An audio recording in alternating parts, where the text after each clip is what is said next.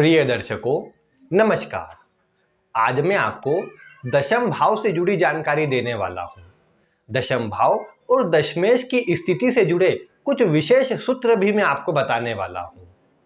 इस दशम भाव की वीडियो से ही हमारी जो श्रृंखला है, जिसमें मैं आपको विभिन्न ग्रहों का प्रभाव बता रहा हूँ कुंडली के विभिन्न भावों में, उसका भी प्रारंभ हो जाएगा और आगे आने वाली वीडियो में मैं आपको दशम भाव में अन्य ग्रहों का प्रभाव एक एक करके बताऊंगा।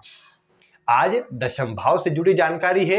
ये भाव आपकी कुंडली के अन्य भावों से भी ज्यादा प्रमुख हो जाता है। क्यों? क्योंकि ये भाव है आपके कर्म का, आपके पुरुषार्थ का।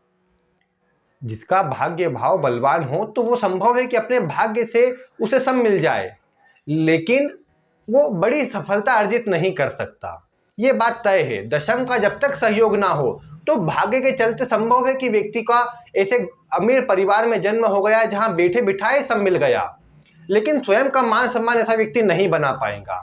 अगर स्वयं का मान सम्मान चाहिए तो वो दशम भाव ही प्रदान कर सकता है। और जिस भी व्यक्ति का दशम भाव बलवान है, निश्चित ही ऐसा व्यक्ति अपने पुरुषार्थ से, अपने कर्म से अपने भाग्य को निर्मित कर सकता है, अपने भाग्य को बना सकता है। इसीलिए अगर आपका भाग्य भाव कमजोर भी है तो चिंता नहीं करना, क्योंकि दशम भाव अगर बलवान हो गया, दशमेश अगर बलवान हो गया, तो निश्चित ही आप अपने जीवन काल में जो आप चाहते हैं वो प्राप्त कर सकते हैं, क्योंकि ये आपके कर्म पर टिका है। जैसा आप कर्म करेंगे, जितना आप कर्म करेंगे उतना ही फल आपको प्राप्त होगा। प्रायः जो व्यक्ति, कई बार ऐसा होता है कि कहते हैं कि हम सफलता नहीं अर्जित कर पाए, बहुत से जीवन में प्रयास किया लेकिन कुछ नहीं हो पाया, तो निश्चित ही उन्होंने जो कार्य चुना होगा, जिस तरह से कार्य किया होगा, उन दोनों में ही कोई ना कोई कमी रही होगी। क्योंकि अगर आप अच्छी तरह कार्य करें, बहुत से बोलते हैं कि हमने बहुत हार्ड वर्क किया लेकिन कुछ नहीं मिला। संभव है प्रकृति आपसे और अधिक मेहनत करवाना चाहती थी।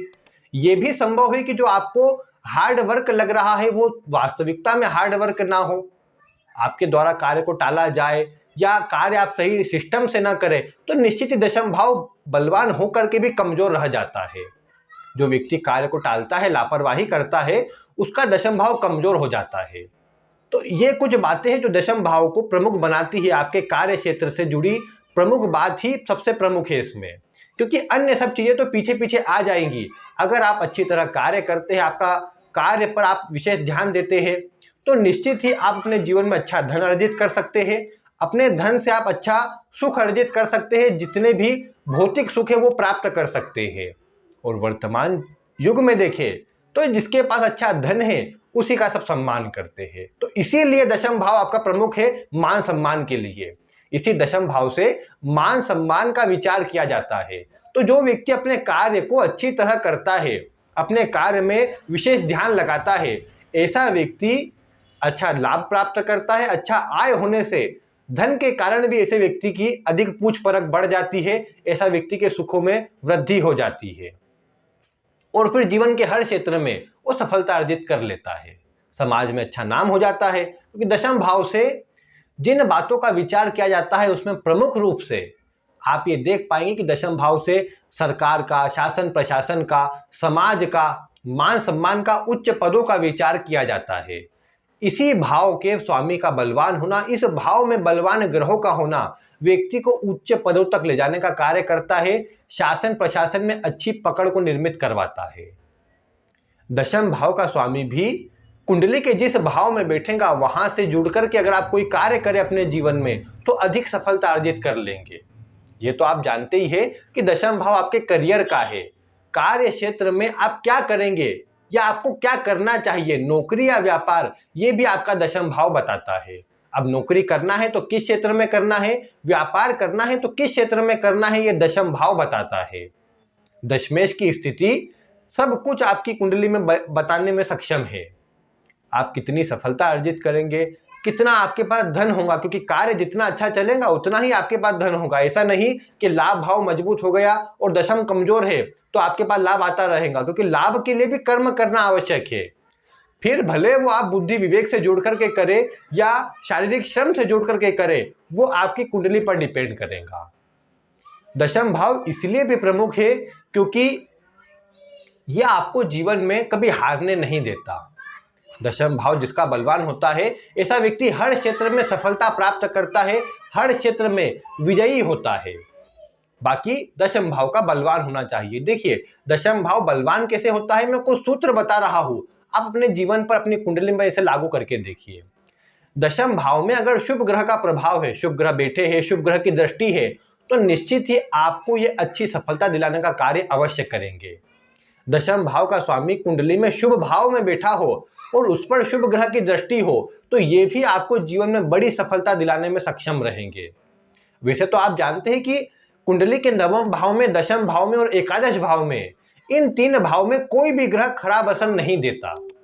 इन तीनों ही भाव में जो ग्रह बैठते हैं इन भावों को बलवान करने का कार्य करते हैं। तो इसी प्रकार दशम में भी कोई ग्रह बैठा हो तो वो कमजोर नहीं होता, बलवान तो हो ही जाता है और उससे जुड़ा प्रभाव भी जीवन में अधिक देखने को मिलता है। इसीलिए दशम भाव पर जितने ग्रहों का प्रभाव रहे व्यक्ति उतनी अधिक सफलता अर्जित कर लेता है।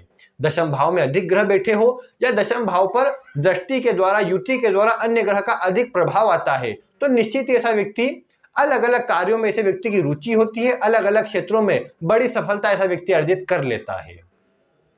दशम भाव में अगर दशम भाव का स्वामी स्वयं बैठा हो तो निश्चित ही ये बहुत अच्छा है। दशम भाव का स्वामी लग्न में बैठा है या लग्नेश के साथ अगर दशम भाव परिवर्तन योग बना ले तो ये भी ऐसे व्यक्ति को बड़ी सफलता दिलाने का काम करता है। लग्नेश का भी दशम भाव में मजबूत स्थिति में बैठना अच्छी सफलताओं को दर्शाता है। दशम भाव का स्वामी शुभ स्थानों में हो यानी छठे आठवें भाव में त्रिक स्थानों में नहीं हो, बलवान हो, अंश बल आदि से मजबूत हो, किसी कुंडली के कारक ग्रह की दृष्टि में हो तो निश्चित ही ऐसे व्यक्ति को उच्च पदों में ले जाने में यह सक्षम सिद्ध होता है। ऐसा व्यक्ति शासन प्रशासन में अच्छी पकड़ को रखता है। दशम भाव और नवम भाव का स्वामी अगर आपस में परिवर्तन कर ले तो यह महापरिवर्तन योग बन जाता है। दशम भाव के स्वामी का त्रिकोण में बैठना तो अच्छा है ही, लेकिन विशेषकर नवम में अगर बैठ जाए, क्योंकि देखिए नवम भाव सबसे बली त्रिकोण होता है तो दशम भाव सबसे बली केंद्र होता है, तो इन दोनों का परिवर्तन निश्चित ही बहुत श्रेष्ठ होता है, व्यक्ति को उच्च पदों तक ले जाने का कार्य करता है। ऐसे व्यक्ति के लिए बड़ी से बड़ी सफलता भी आसान सी प्रतीत होती है, क्योंकि ऐसे व्यक्ति का भाग्य कर्म के अंदर ही भाग्य, ऐसा व्यक्ति कर्म करेगा तो भाग्य के साथ मिलेगा और भाग्य ऐसे व्यक्ति को कर्म में आगे बढ़ाता है, तो दोनों का संयोग बहुत अच्छा होता है। यही परिवर्तन अगर लाभ भाव के स्वामी के साथ भी बन जाए, यानी दशम भाव का स्वामी लाभ भाव में बैठा हो, लाभ भाव का स्वामी दशम भाव में बैठा हो, तो ये कामधेनु योग है। ऐसा व्यक्ति जितना कार्य करते जाता है उतने अधिक धन की स्थिति प्रबल होते जाती है। तो यानी दशम भाव का स्वामी अच्छे सुस्थानों में बैठा हो तो बहुत अच्छा होता है, ऐसा व्यक्ति अच्छी सफलता अर्जित कर पाता है। अगर दशम भाव का स्वामी तीसरे भाव में बैठा हो तो कई बार ऐसे व्यक्ति के जीवन में संघर्ष ज्यादा होता है, लेकिन ऐसे व्यक्ति को चाहिए कि जन्म स्थान से दूर रहे तो अधिक सफलता प्राप्त ऐसा व्यक्ति अवश्य कर लेता है। यही स्थिति छठे, आठवें और 12वें भाव में भी लागू करना है कि दशम भाव का स्वामी अगर छठे, आठवें या 12वें भाव में हो तो ऐसे व्यक्ति को चाहिए कि जन्म स्थान से दूर रहे, क्योंकि वहीं पर ऐसे व्यक्ति को सफलता मिल पाती है आसानी से और बड़ी सफलता ऐसा व्यक्ति अर्जित कर पाता है। दशम भाव का स्वामी छठे में हो तो कई बार नौकरी से या फिर अन्य को अपने अंडर में रख करके ऐसा व्यक्ति अच्छी तरह कार्य कर सकता है। ऐसा व्यक्ति डॉक्टरी की फील्ड में या फिर ये बोल सकते हैं कि कोर्ट केस आदि से जो जुड़े हुए क्षेत्र होते हैं इन्हीं में शिक्षा ग्रहण करके इन्हीं में आगे बढ़ सकता है। जब भी दशम भाव का स्वामी अष्टम भाव में बैठता है तो कहीं ना कहीं ऐसे व्यक्ति को अपने कार्य को लेकर के बड़ी चिंता रहती है, लेकिन ऐसा व्यक्ति फाइनेंस से जुड़े सेक्टर में अच्छी सफलता अर्जित कर सकता है। सीए बन सकता है या फिर कोई भी अंडरग्राउंड जो कार्य होते हैं जिसमें जमीन के अंदर से कुछ प्राप्त होता हो, मैन्युफैक्चरिंग से जुड़ा कोई कार्य हो तो उसमें अच्छी सफलता अर्जित कर सकता है। लाइफ इंश्योरेंस आदि से जुड़ा जो कार्य होता है ऐसा व्यक्ति उसमें भी सफलता अर्जित कर सकता है। और अष्टम भाव में हो तो कई बार ऐसे व्यक्ति को चिंता अधिक होती है, लेकिन अष्टम भाव से ही जुड़ा अगर ऐसा व्यक्ति कार्य कर ले तो चिंता नहीं होती, बल्कि सफलता अच्छी अर्जित ऐसा व्यक्ति कर सकता है। और विशेषकर मैन्युफैक्चरिंग का या फाइनेंस से जुड़ा जो भी काम होता है ऐसे व्यक्ति को उसमें जाना चाहिए। लाइफ इंश्योरेंस आदि से जुड़ा काम हो तो उसमें जाकर के अच्छी सफलता ऐसा व्यक्ति अवश्य अर्जित कर सकता है। दशम भाव का स्वामी अगर 12वें भाव में हो तो भी ऐसा व्यक्ति अच्छी सफलता अर्जित करता है, लेकिन जन्म स्थान से दूर जा करके। या फिर अगर ऐसा व्यक्ति डॉक्टरी के पेशे में चले जाए, हॉस्पिटल से जुड़ा काम करे तो ऐसे व्यक्ति को सफलता अच्छी मिलती है। जेल आदि से जुड़ा काम मेडिटेशन, योगा आदि से जुड़ा, इनका ट्रेनर बन जाना, इनसे जुड़ा भी काम ऐसा व्यक्ति करता है तो अवश्य सफलता अर्जित कर लेता है। दशम भाव का स्वामी 12वें में हो तो विदेश में जाकर के अच्छी सफलता ऐसा व्यक्ति अवश्य अर्जित करता है। जन्म स्थान पर कई बार संघर्ष ज्यादा देखने को मिल सकता है। तो दशम भाव का स्वामी प्रमुख है, जहां बैठेगा कार्य को उससे जोड़ देगा, और अगर आप उससे जुड़ा कार्य करेंगे तो सफलताओं को भी बढ़ा देगा, मान सम्मान को आपके बढ़ा देगा, समाज में आपकी अच्छी पकड़ को मजबूत कर देगा। तो इसीलिए आप देखिए आपके दशम भाव के स्वामी कहां पर है, कितने बलवान है। बलवान नहीं है तो उसको बलवान कीजिए। अगर कारक होते हैं लग्न में तो उसका रत्न धारण कर सकते हैं, नहीं तो आप अन्य उसके उपाय करके, उससे संबंधित धातु को धारण करके, उससे संबंधित रंग के कपड़ों को धारण करके आप उसे बलवान कर सकते हैं। साथ ही अगर दशम भाव कमजोर हो, यानी दशम भाव के दोनों ओर पापक ग्रह बैठे हो, पाप कर्तरी योग इसमें बन गया हो, दशमें स्वयं नीच राशि में हो, कमजोर हो रहे हो, अंश बल आदि में कमजोर हो, अस्त हो, पीड़ित हो रहे हो, तो ये स्थिति कहीं ना कहीं कमजोर होती है। ऐसे व्यक्ति को कार्य क्षेत्र में उथल पुथल का सामना करना पड़ता है और सफलता अच्छी नहीं मिल पाती।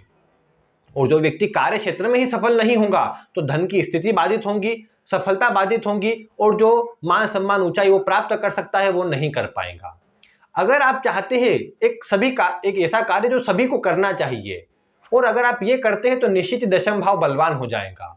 और अगर आप चाहते हैं कि मान सम्मान, आपको उच्च पद, सब अच्छी स्थिति मिले, आपका कार्य जो है वो सुचारू रूप से अच्छा चलता रहे, तो आपको चाहिए कि आप विशेष रूप से अपने जीवन काल में जो भी कार्य करें नियम कायदों से, समय से करें। आपका समय व्यर्थ के कार्यों में नहीं लगना चाहिए, कोई लापरवाही का कार्य आपके मन में नहीं आना चाहिए। अगर आप लापरवाही से बचते हैं, व्यर्थ की चिंता से बचते हैं, तो निश्चित ही आप ये देख पाएंगे कि अच्छी सफलता आप अर्जित कर लेंगे। और कई बार यही कमी होती है कि मन में या तो बार बार बदलाव करना, बार बार भटकाव की ओर जाना। कार्य देखिए, सभी कार्यों में थोड़ी परेशानी अधिक होती है, लेकिन अगर आप कार्य को टालेंगे, उसमें ध्यान नहीं देंगे तो निश्चित ही फिर अच्छा प्रभाव नहीं मिल पाएगा। इसीलिए आपको एक कार्य में फोकस होना चाहिए और उसी में आगे बढ़ने के लिए प्रयास करना चाहिए। अगर ऐसा आप कर लेते हैं तो निश्चित ही आपको शुभ परिणाम अधिक मात्रा में प्राप्त हो जाएगा।